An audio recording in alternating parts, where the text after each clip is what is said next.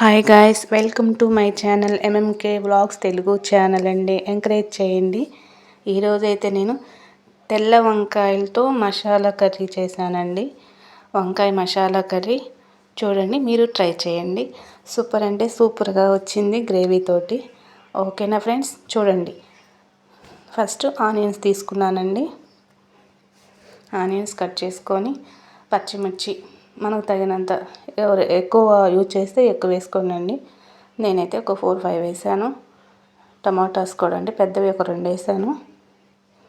సన్నగా కట్ చేసేసుకొని తాలింపు వేసుకుంటున్నానండి. పోపు వేసుకొని దాంట్లో ఆనియన్స్ వేసాను.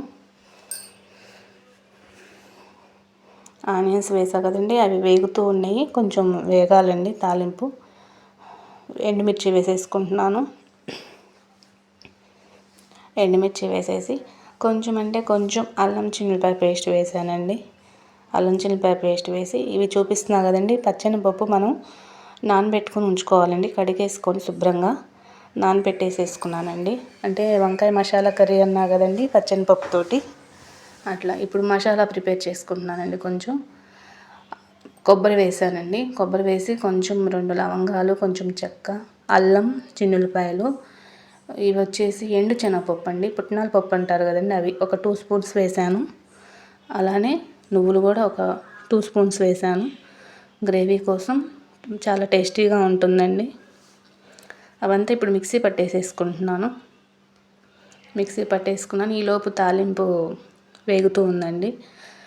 ఆనియన్స్ వేగినాయి. ఇప్పుడు మనం పచ్చిమిర్చి వేసేసుకుంటున్నాను. పచ్చిమిర్చి వేసేసిన తర్వాత కరివేపాకు కూడా వేసానండి.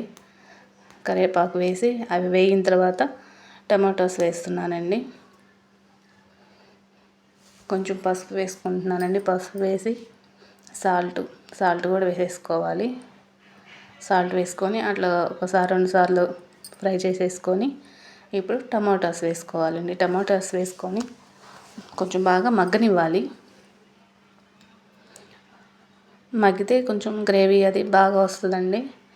టమాటాస్ వేస్తున్నాను, మగ్గనివ్వాలి. ఓకే ఫ్రెండ్స్, వీడియోస్ నచ్చుతున్నాయి కదండి, ఎంకరేజ్ చేస్తున్నారు. ఇంకా బాగా ఎంకరేజ్ చేయండి. వీడియోస్ వేస్తే చేస్తూనే ఉంటాను. కొంచెం డిలే అయిందండి, వీడియో చేయటం లేట్ అయింది. అయినా ఏదో ఒక టైంలో పెడుతూ ఉంటానండి. సబ్స్క్రైబ్ చేసుకోండి, మీకు నోటిఫికేషన్ వస్తుంది వెంటనే. వీడియోని లైక్ చేయండి, షేర్ చేయండి. ఓకేనా ఫ్రెండ్స్. ఇప్పుడైతే టమాటాలు ఫ్రై అయినాయండి, మగ్గిపోయినాయి. ఇప్పుడు పచ్చెనపప్పు వేస్తున్నానండి.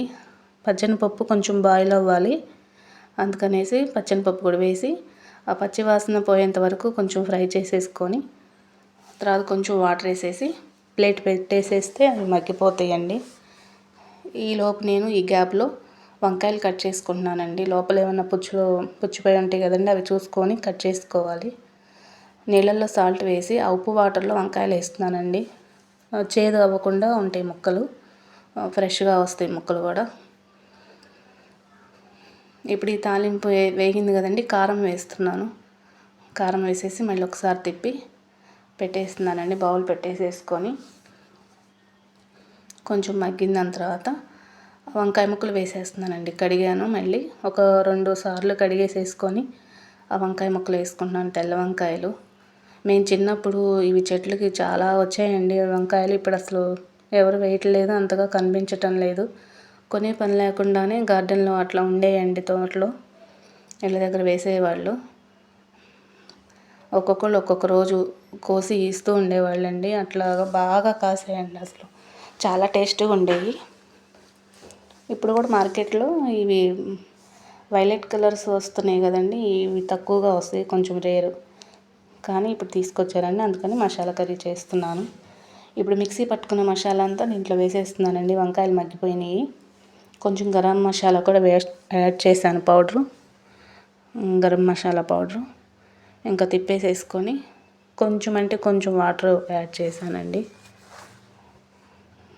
గ్రేవీగా ఉంటుందని. ఎందుకంటే వంకాయ ముక్కలు ఊరికనే మగ్గిపోతాయండి. ఈ తెల్ల వంకాయలు అసలు ఊరికనే స్మూత్గా మగ్గిపోతాయండి, అందుకని యాడ్ చేశానండి. కర్రీ అయితే చాలా బాగా వచ్చిందండి. ఓ పక్క కర్రీ చేస్తున్నానండి, మరోవైపు రైస్ కూడా పెట్టేశానండి. రైస్ కూడా అయిపోతుంది. ఓకేనా ఫ్రెండ్స్, మీరైతే తప్పకుండా ట్రై చేయండి మసాలా వంకాయ పచ్చెనపప్పుతోటి చేసిన కర్రీ. ఓకేనా ఫ్రెండ్స్, ఆల్ ది బెస్ట్ అండి. బాయ్ అండి.